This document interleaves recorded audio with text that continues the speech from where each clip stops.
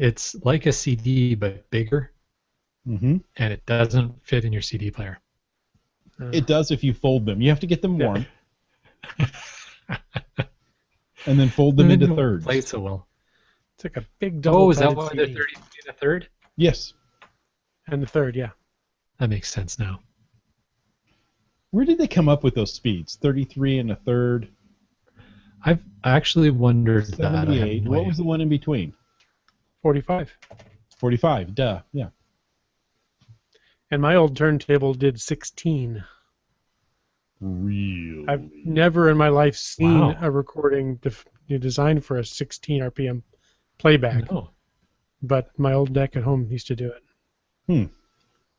Cool. Never saw that. I still have all my 33 and 45 vinyl records, as well as some of my mother's 78s. Ah, yes. My father has a box of records that he brought back with him. You know, some original Bill Cosby. Yeah. The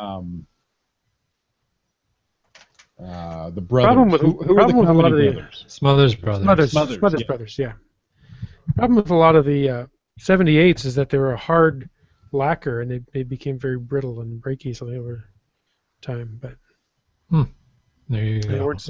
weren't so much vinyl as they were a hardened resin something shellac. So. Cool. They got shellacked. Is that what you're telling me? Yeah. Okay. As opposed to us, who never mind. No. Speak for yourself. It's not like we have a fifth of Hennigan's laying around. And because there's no smell, why, it'll be our little secret. Okay, I show 9 o'clock. I can start the music. Mr. End, you're kicking us off tonight. I'm a kicker. And starting recording an intro. Here we go.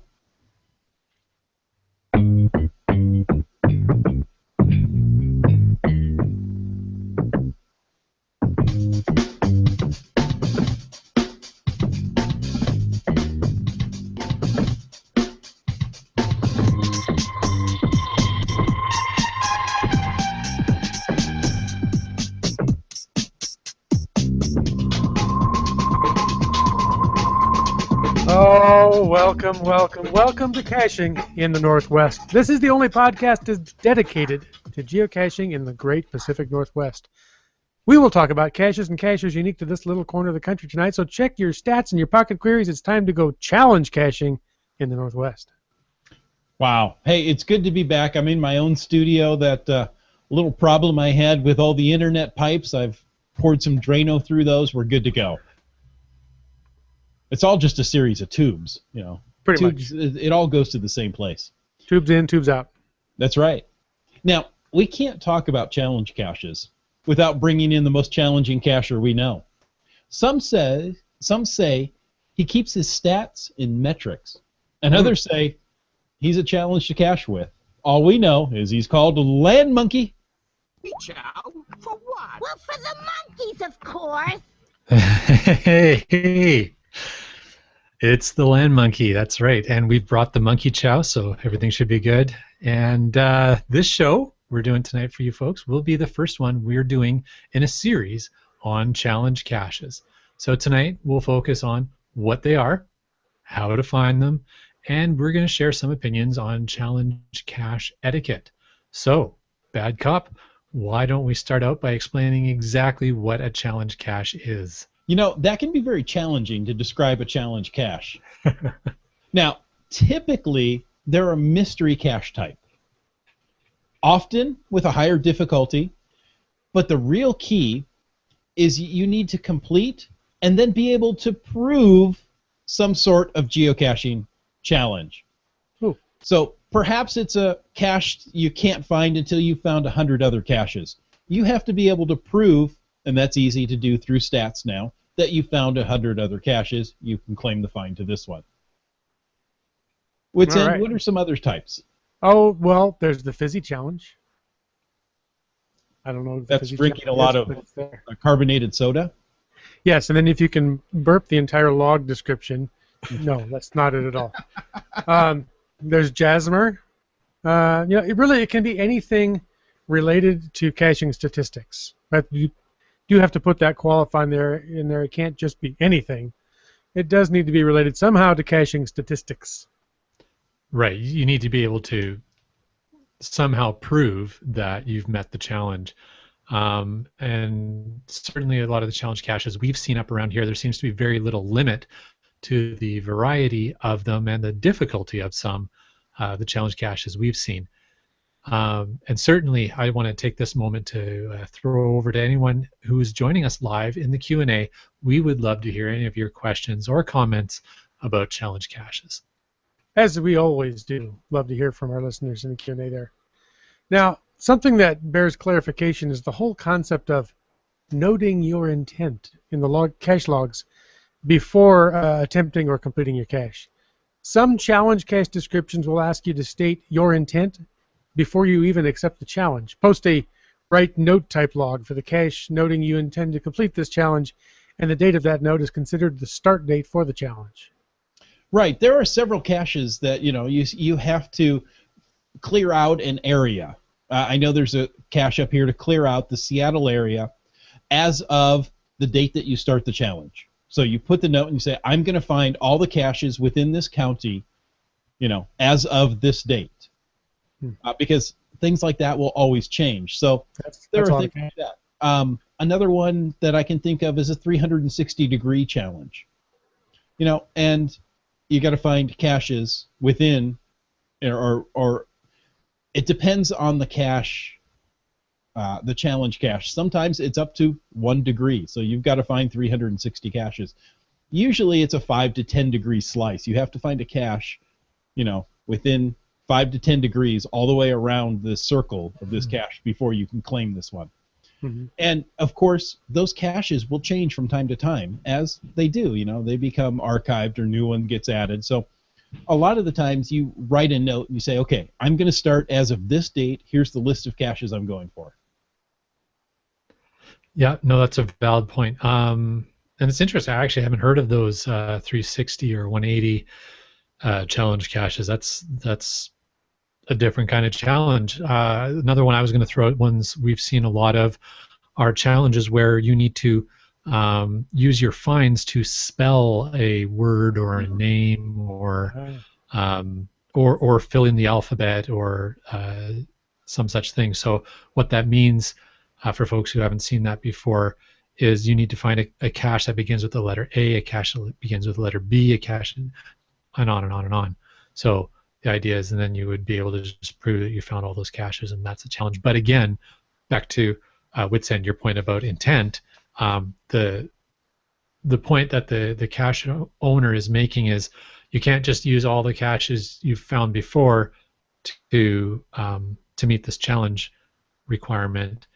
You need to say, okay, I'm going to start today, and then it has to be caches you found from that day on to fill it. And that's actually something that caught us a little by surprise the first time we went after a challenge cache that had intent as a requirement, because it didn't really explain what intent was. It just said, please state your intent. So we said, okay, we intend to find this cache. Wasn't really clear on the concept, but figured it out later. And really, the goal is just to get people out caching, which is why we do this podcast, and we all enjoy it so much. So now that we understand what they are a little more, what are the best ways to find them? I think that they are almost always a mystery type, a puzzle type of cache, which are the question marks on the map when you look up the geocaching maps, right? Almost always.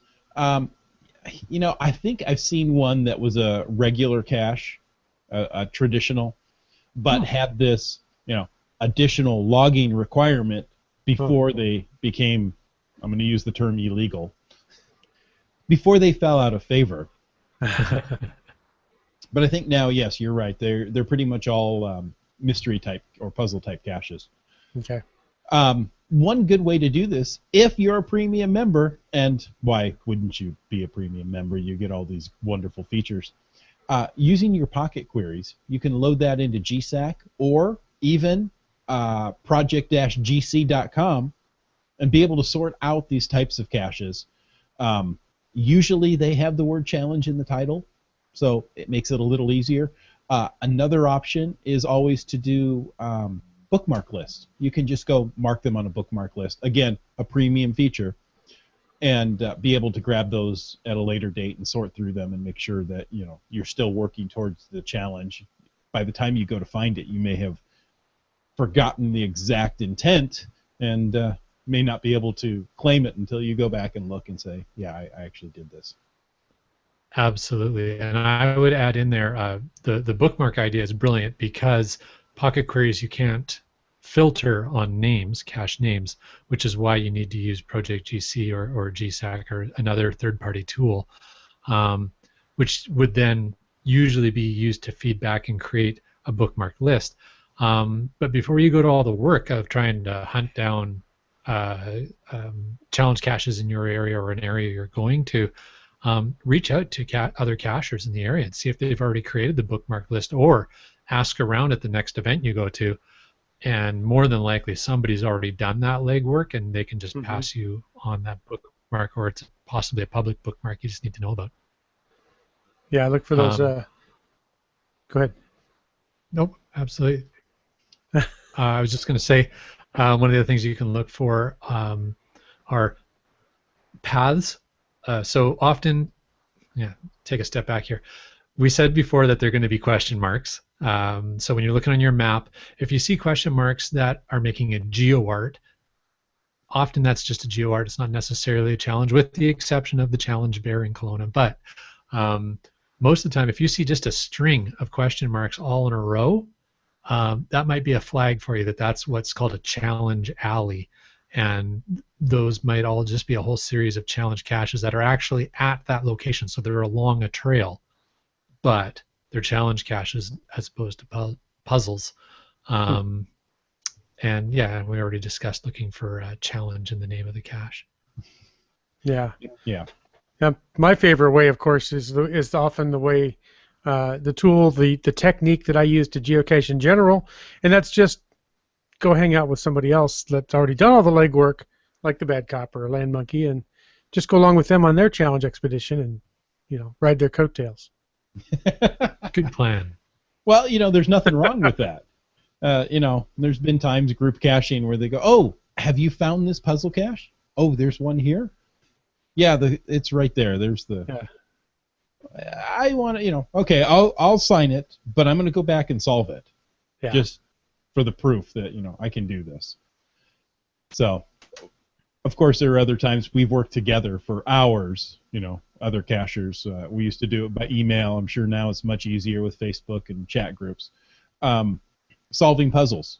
And then, if you've helped out, I have no problem you going and claiming the find. If you didn't actually get the solution, but you determined what it wasn't. Does that make sense? You get multiple people going down different paths. You can determine one person can determine what it isn't, while the other one figures out what it really is. So teamwork. Exactly. And Wet Coaster says that's a great idea Wits End has there. Follow on the coattails of others. It has served me well. We call it standing on the shoulders of giants. Yes. And isn't that how countries get formed? Anyway, requirements for these challenge caches usually need to be completed before you go out and find the cache and sign the log. Some, however, will allow you to sign the log, in the write note type way, that you've found and signed it, and then you can post a found it after you eventually complete the requirements. I say phooey. I've heard him say phooey. As only the Bad Cop could. Phooey to that. I say you need to go and meet the requirements, then you're allowed to find it. That's the whole idea of the challenge cache. Now, I am the Bad Cop. I do have strong opinions, and that's what this show's all about. Thank you very much. Done with the show. Move on. No, we're not finished there. But I think you ought to meet the requirements before you go find it. But, I tend to play the same way. Mm-hmm. Quote the Bad Cop, phooey. Phooey. That's two O's and an EY. Yeah. Now, because of my habit of standing on the shoulders, or is it standing on the coattails or riding on the shoulders? Um, Either Standing way, on the the person's coattails, not nobody's going far. anywhere. to be honest, I don't think I've ever set out intentionally looking for challenge caches. I'm a little slower than some of the people on this podcast, but I know I've been around with you guys and done some together. And but as a general logging principle and etiquette, I tend to follow the same rules. I've never been a big fan of logging them before you get out there, even on the one of the ones that are archived that you have to do. I try not to log them before I get the approval of the cache owner. So, I did look up just to make sure that I was on the right page. Groundspeak's definition of the challenge cache, by the way, it says it's a challenge geocache is one that requires geocachers meet a geocaching related qualification or series of tasks before the challenge cache can be logged. So there you go. There, I'm justified. Yes. Yes. And it says that to make an acceptable challenge geocache, it needs to appeal to and be attainable by a reasonable number of geocachers. Now, reasonable, I suppose, is up for discussion, but it needs to be something that a good number of people can do. Mhm. It shouldn't specifically exclude any segment of geocachers. So, You have to be over 5 feet 6 inches to complete this cache. the You roller must be coaster this challenge. tall to log To this do cache. I suppose the one exception to that is if you have some premium member only challenge caches. There you go. But Well, but then, yeah, if you're not a premium member, you won't even see the cache on the map. So right. that's interesting. It's interesting that it comes up, and this probably becomes open to interpretation on specifically excluding any segment of geocachers. But what if, due to whatever financial constraints or physical constraints, somebody can't travel a lot, but they geocache, and there's a challenge cache that says you need to have cached in 10 provinces or 50 states to log this cache. Wouldn't that be excluding a significant segment of geocachers? I have not cached in all 50 states, so I couldn't True. get that cache. Would I tend to put it on an ignore list? Yes, just because it annoys me. Right. I mean, per the guidelines that Witsend has shared with us, that cache would be questionable. Well, but I think a reasonable number of geocachers could complete the task. It doesn't say that it has to be attainable by every geocacher in existence. Okay. There's Well, always going to be something like that, I think, that somebody can't qualify for. But sure, there'll always be something, but I was just looking at the wording of may not specifically exclude any segment of geocachers. So. Well, Yeah. let's look at the 360-degree challenge that I mentioned earlier. Okay. What if you're I a can't count that geocacher- high, so Exactly. There you go. Without enough fingers or toes. No. What if you're a geocacher without transportation? You don't have your own vehicle. You're required, or you're relying on Transit. buses and trains, friends. Yeah. planes, trains, automobiles. Yeah. I'm thinking people who live in the large cities. Los Angeles, New York, tend not to have a vehicle of their own. Getting a cache, I mean, yes, I can find a cache that's off in this direction, but it's 4 miles out there, and while that's not an insurmountable walk, that is a deterrent for a lot of people. Interesting. Well, I would say that's a good thing for our great listeners to give us some feedback on their thoughts around where the rules and the guidelines, I should say, are open for interpretation. Land Monkey, you can read what Dora Moore just wrote. What has Dora Moore shared with us? Dora Moore says, that's where the difficulty rating comes in. Not all cachers can climb trees either, but many can. Good point. And sometimes you need has seen 2 land any of monkeys my to get to a videos tree. of me climb trees. Yeah. That's right. You need 2 land monkeys to climb a tree. That's right. Well, one Now- of the things on Groundspeak's website says that the requirements for meeting the challenge should be succinct and easy to explain, follow, and document. A lengthy list of rules would be sufficient reason for a challenge geocache to not be published. So while it might exclude a few people or have cause some difficulties or challenges for geocaches, the requirements shouldn't be all that complicated and convoluted. Fair enough. Wits End, why don't you read what we have from Wet Coaster? What does What Coaster say? 10 province / 50 states / several country, those challenges like that, he says they strike him similar to a difficulty 5-5 cache. Some can get it, some can't, and that's probably pretty accurate. There's always going to be something somewhere that somebody can't get to. So Yeah. Right. Well, I think of when Wits End and I did the Ring of Fire cache. That was down quite a steep slope, and there were people in the group that couldn't traverse that. Yeah. Thus, they couldn't log the find. Is that wrong? Should that cache be removed? no, Just it because should it's just be marked with a difficulty So, rating to represent exactly. that. Exactly. Right. Fair enough. So okay. So again, One you're other assuming thing people that are I going to find look at. interesting Go is ahead. that the other Groundspeak games are allowed to be tasked to qualify for a challenge cache, such as waymarking, benchmarking, and Yeah. where I go. Where it goes, yeah. So where I go, I can get it because where I goes are cache types in But geocaching. not everybody has a device that can play where I go. Yeah, although, well, not all. Many where I goes I've seen. Yeah, thinking through some where I goes I've seen will actually also give you coordinates or some sort of puzzle to solve without having a where I go player, but they don't all, and there's a Right. lot of where I goes that don't. So valid point. All right, and I guess that's where, to Dormore's point, the difficulty rating comes in, and I think also attributes come into play a lot, Mhm. and there's something that people don't really look at much at all. Well, we've had some great feedback already from our Q&A, from our live listeners, and I thank you so much for joining us. So, challenge caches, we've seen, you got to look at the difficulty. You got to look to see if you can do it, because, if you're, I'll throw out the term, if you're transportation limited, perhaps the 50 state, 10 province isn't reasonable. Yeah.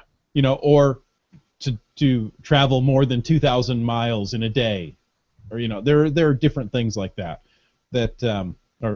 or maybe even more kilometers in a day. You never know. So anyway, some of these things are just not reasonable for everyone. But there's a lot of different types of challenge caches. Find one that you can do. Like I say, I found one that it was a century cache. You could only log it if you'd found more than 100 other caches. So when it was a traditional on the map, I didn't intend to go find it. Wits End and I were out caching, and there it was. And I looked, and we were early caching, early days of caching, and I think I had 125 finds. I go, look, I qualify. Sign it, move on.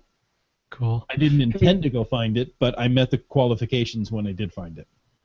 Bad cop. I know we're trying to wrap the topic, but before we do, this actually reminds me of something else that is important for people to know if they're going to create a challenge cache, and that is, and I would say, correct me if this was in the guidelines and I skimmed over it, but you are supposed to have, if you're the CO, if you're placing a challenge cache, you're supposed to already qualify for it yourself before you place it.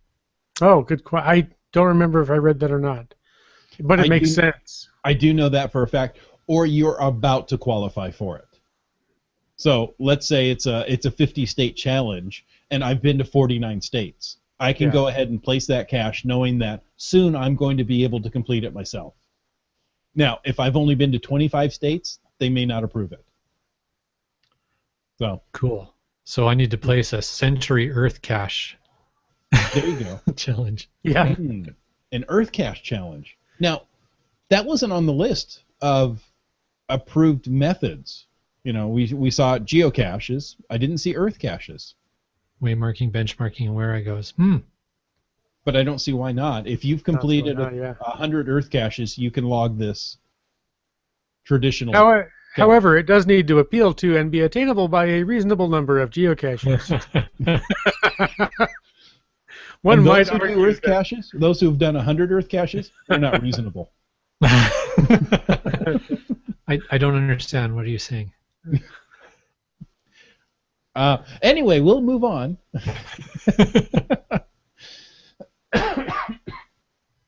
Moving right along. Would you read the feedback there from Bry Lang? Bry Lang, oh yes, Bry Lang.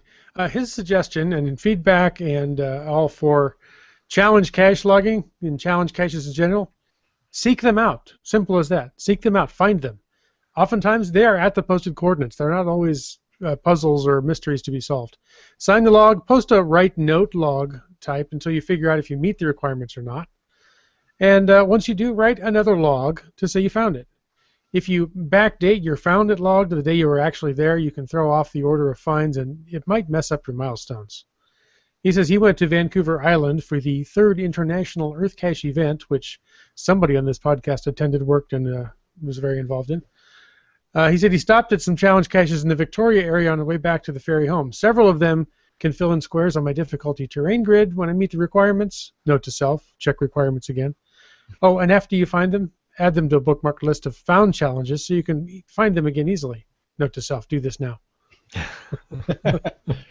So there's not only Bry Lang's feedback, but also a little peek into the workings of his mind with note to self comments. Exactly. So apparently Bry Lang's using the podcast as a personal to-do list, which we have no problem with. And yeah, Ding, roll over. Yeah.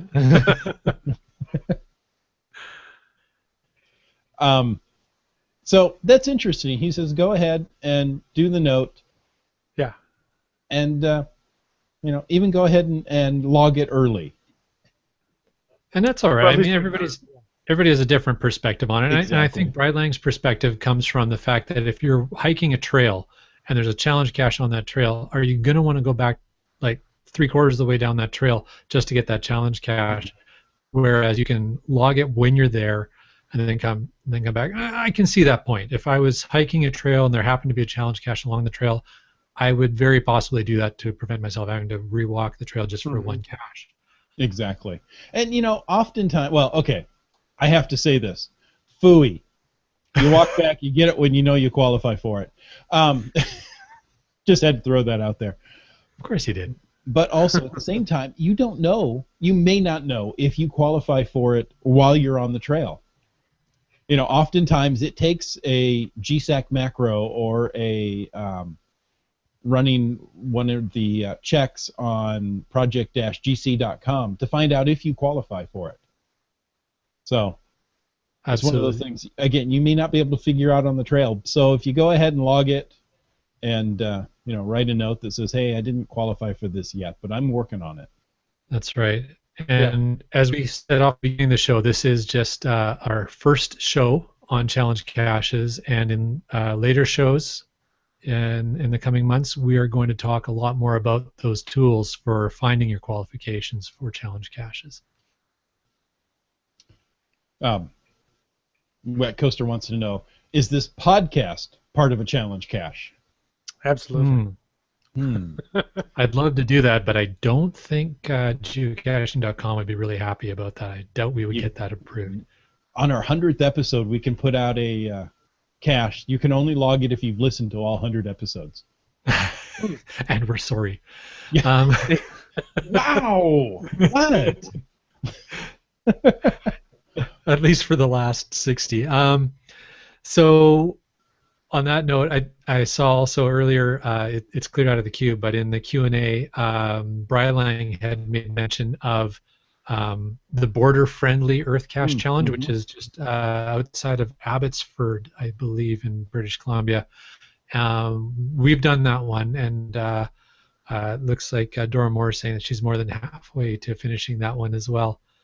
And that's one of those ones where not along a particular trail. It's you'd have to actually go and find it. And I think we've got the GC code there, GC 2GVD2, I think. That's And on my that is, smaller I've monitor, opened so the that. font's really small. You read it exactly. And I went ahead and opened Okay. it up, and it is that border friendly challenge Awesome. cache.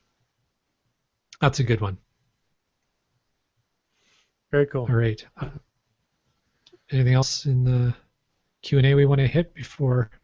Let's see. Dora Moore's more than halfway. Wet Coaster says, I think you should sign the log, but don't log the find. There's a difference there. Yeah. On the website until you fulfill the challenge. Sign the log, but don't log the find. I get it. The only difficulty I have with that, and Bryling mentioned it earlier, is it can mess up your stats numbers. You know, when you sign it, do you date it and then have to go back and backdate a found it log? I'm not sure about that. So Well, that's why you can lock your milestones. Exactly. Yeah.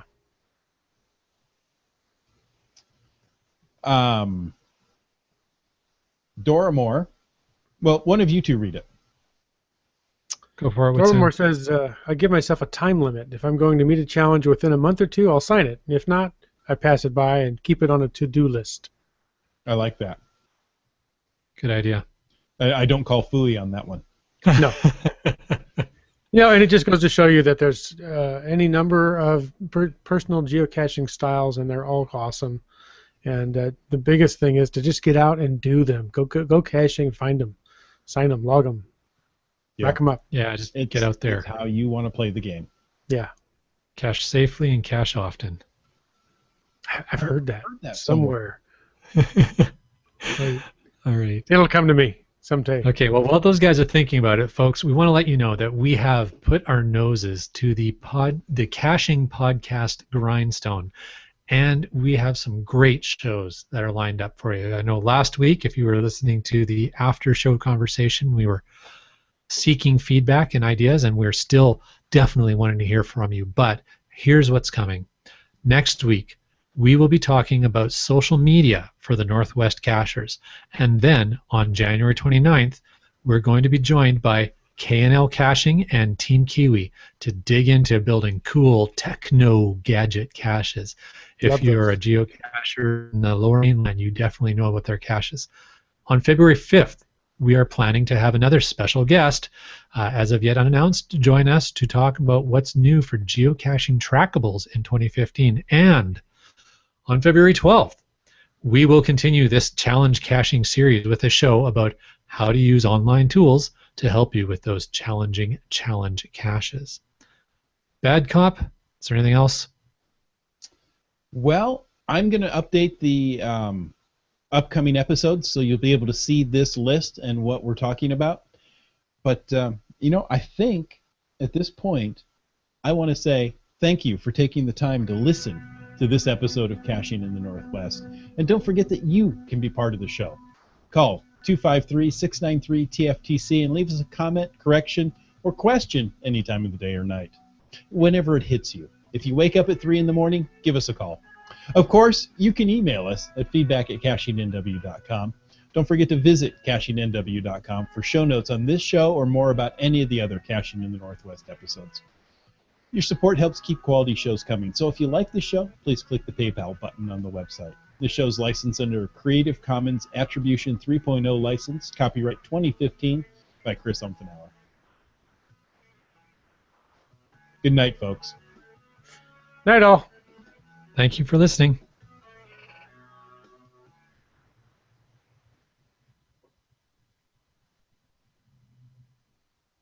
And recording's done.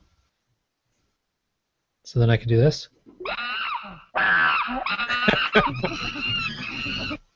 As if we could stop you. Bryling wants to know how to drive to all 48 contiguous U.S. states. One at a time. With a car? Okay. Once you hit the East Coast, you can hit 6 states in a day. Yeah, that's true, yeah. So, I think 50 states, well, I don't know. is 50 states more or less challenging than 10 provinces, in your opinion? Well, there are more of them. I think 50 states would be more challenging. The reason I would say that is because there'd be more looping around and crazy ass driving, whereas 10 provinces, it's a straight line. Yeah, almost, you can head just straight straight west or straight east and get all 10, can't you? Yeah, I don't want to head Well, not the straight west. Northwest It gets wet Territories. really fast. Or the other west. But eventually, you would come back around and catch all the provinces. Yeah. Eventually. You got to get some good speed going, but you can do it. Yeah. Now, Dukes of Hazzard style. Do you still manage to get Yukon and Northwest Territories and those in there if you just go east? No, again, if you're going to hit the territories, then you Yeah. are going to have to reroute, and you may get Alaska as well if you're going to do that. It is hard to drive to Hawaii. It's not impossible to drive to Alaska. When I was in Hawaii the last time, I punched up the bad cop's home address on the GPS and told it to route, and it couldn't find a route. So, Huh. Yeah. Do you remember when Good Google GPS. Maps used to my route? GPS.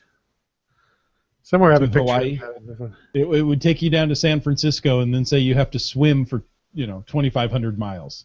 Somebody just posted one like that that said, Google Maps said, take this, go here, kayak 260 miles wherever they were heading. And As if that's just a normal thing. oh yeah, we That's do funny, that all I the love time. Brylang just posted a link, and I'll put it in the show notes. It's 22words.com. How to drive through all 48 of the continental United States in 113 hours. Cool. Now that's cool. I bet you could time lapse it even better. And Land Monkey disappeared. Okay. Well, I guess we're done with the show. Well, apparently we challenged Land Monkey a little too much. Or wait. Don't say that. And that was the big secret I was going to share with all of you. So, Well, that wasn't very nice. I clicked on that link, and it just used the same browser window. Oh, I've was had using that happen. Google Hangout. Yep, done that. That was just evil. We thought maybe we had challenged you too much. Wet Coaster, he posted earlier Open Cache, and I couldn't figure out what it was in reference to.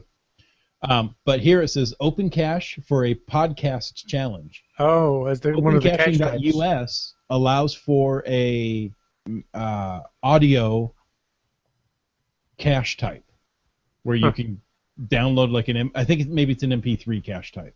Right. I remember hearing about this. So, Okay. you know what? Wouldn't that be interesting?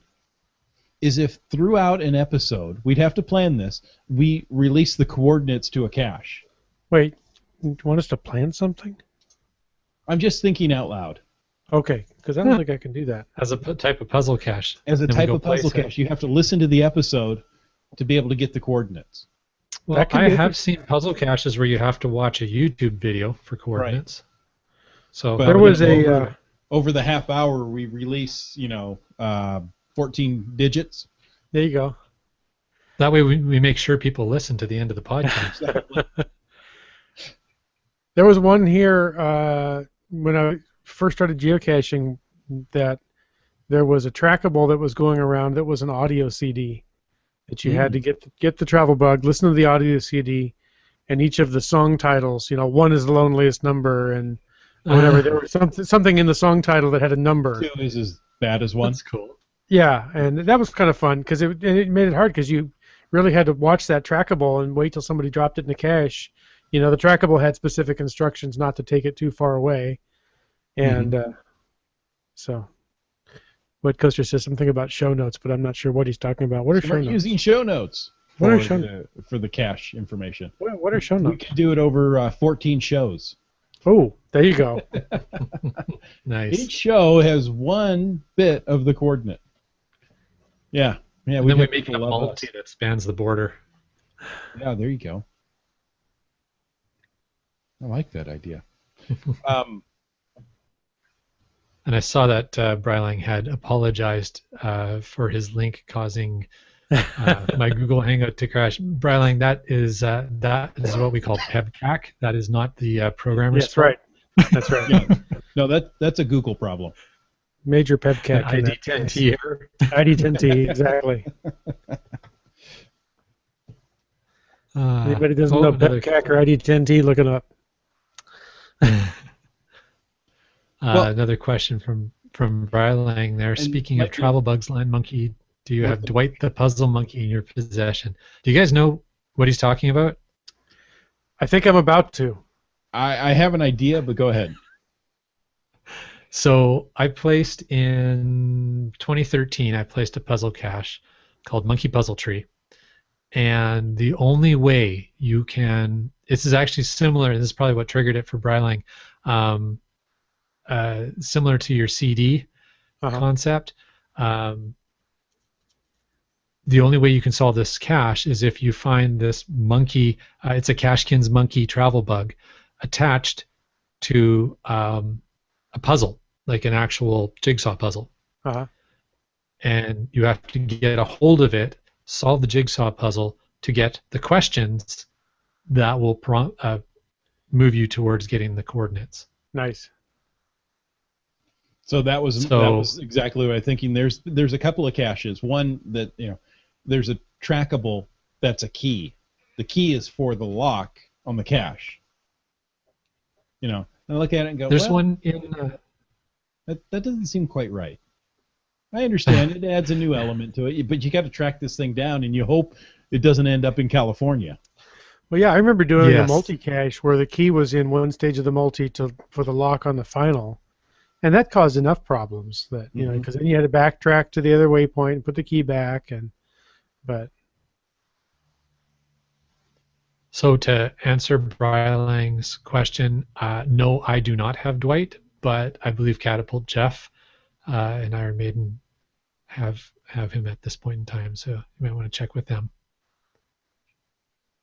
My coaster says we could put the numbers on the wall behind us. Yeah. You have to find them. Sneaky. And that way they'd have to watch the video. We don't even refer to it. I was thinking earlier if we just did something like this, and then went on a while later and said, it would never show up in the audio podcast. That is awesome. No, we wouldn't do anything like that. Not us. Oh. I forgot to tell Sprouter to rotate. Yeah, he's all burned now. Yeah, he's fried so crisp. He's fried on that one side. Dude. You look like... you got to put that in a spot in the show notes to tell Sprouter to turn. Look like Richard Dreyfuss in Close Encounters.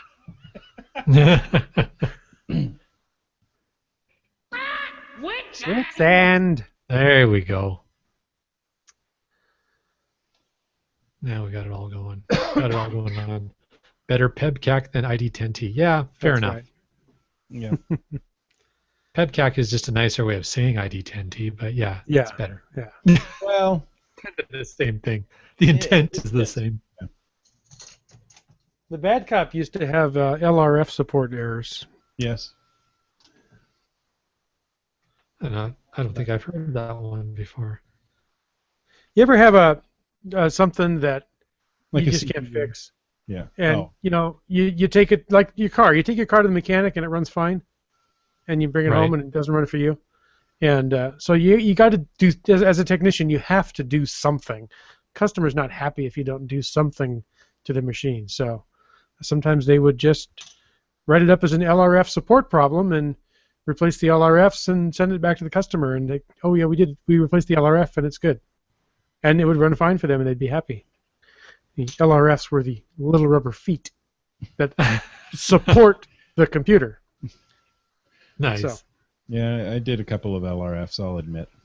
Oh, dear. And I actually heard a story one time of this will date the story. It was a guy that fixed VCRs. And, what are those? I know. What's that you say, son?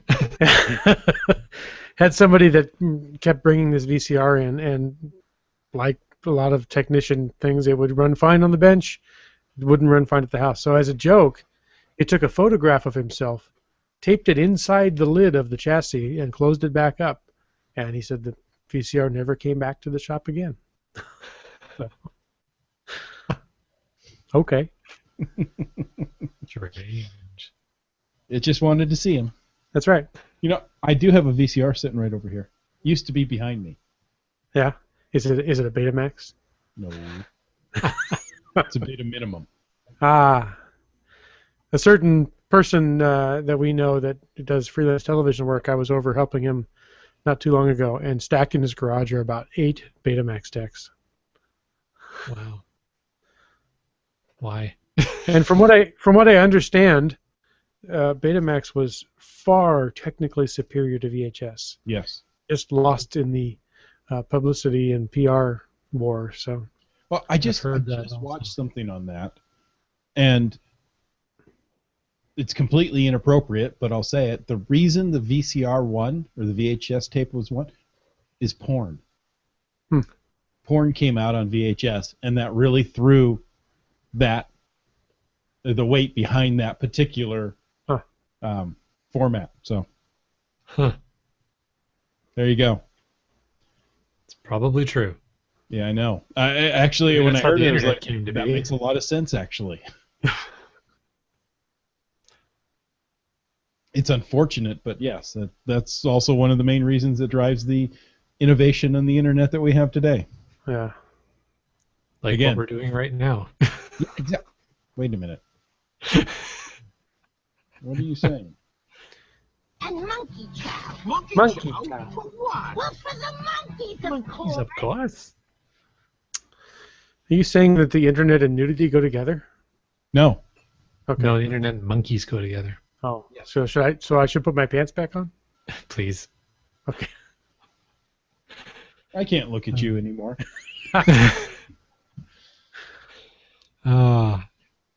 So we all do this pantless. Yeah. That's the beauty of, the upper third there. Yeah. yes, there's been a few times where we've struggled with our lower third. Yeah. But And if you eat too much cheese, you have a problem with your lower turd. No. Goodness. Okay, and on that note, I think we're done for the night. Yeah, I think that's We were about done an hour ago. But Oh. No, I think it was a good show. yeah, it wasn't bad. It wasn't bad. Topic. I'd say if anybody's actually still hanging in there and listening, if you've got any other thoughts on the upcoming shows we've announced, get your feedback in. Love to hear from you guys. We always love to hear from you guys. Yeah. Exactly. And, put your feedback in now. Start thinking about what we need to talk about on our next Challenge Cast show. Especially if you're using a certain GSAC macro or you've jumped into Project-GC online, project-gc.com online. Yeah. What was that, Land Monkey? That was a big thumbs up. Oh, okay. What did it look like? Well, I finger? thought maybe it was, but I just caught a part of it down there, and I'm like, I don't know what he just flashed up. Did he just pull gum out of his mouth? Well, I Hey, see Brightling. Brightling. I see Brightling there, so good night, Brightling. Oh, there he is. Yeah. It's funny, you can answer it before I see it. Sometimes. It goes the other way around. Okay. Well, it's because he's in Canada. Oh, yeah, it came up in metric minutes. Yeah. Night, folks.